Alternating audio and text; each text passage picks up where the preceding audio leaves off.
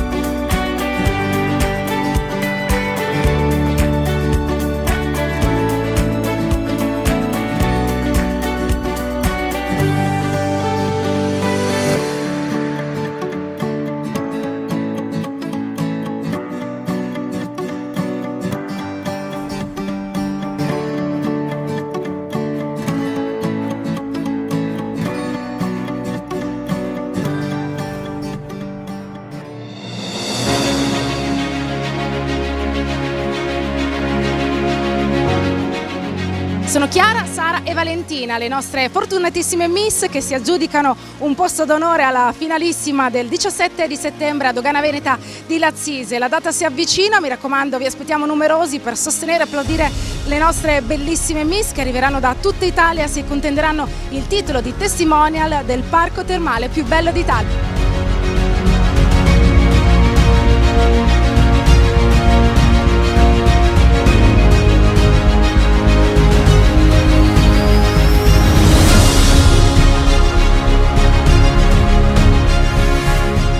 Buonasera a tutti, sono Sara Bianchi, vengo da Pontoglio in provincia di Brescia e ho 22 anni. Mi trovo qui oggi presso il Parco Villa dei Cedri alle Terme di Colà di Lazzise per la selezione di Miss Terme Colà. Un ringraziamento speciale va al parco e a tutto lo staff. Fortunatamente mi sono classificata prima e restiamo in attesa della finale.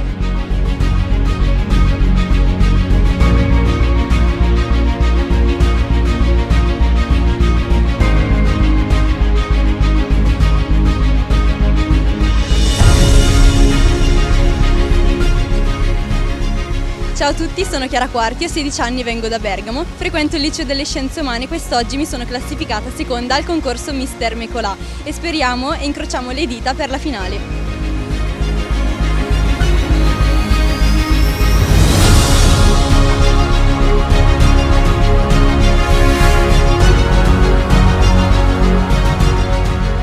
Ciao, sono Valentina Pretrea, ho 20 anni e vengo da Mantova. Nella vita faccio la ragazza immagine e faccio la hostess. Ho intrapreso questa strada da poco e mi auguro di andare avanti.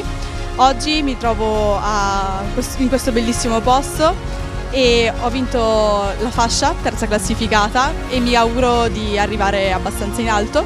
Sono una ragazza molto solare e determinata e chissà, vediamo dove possiamo arrivare.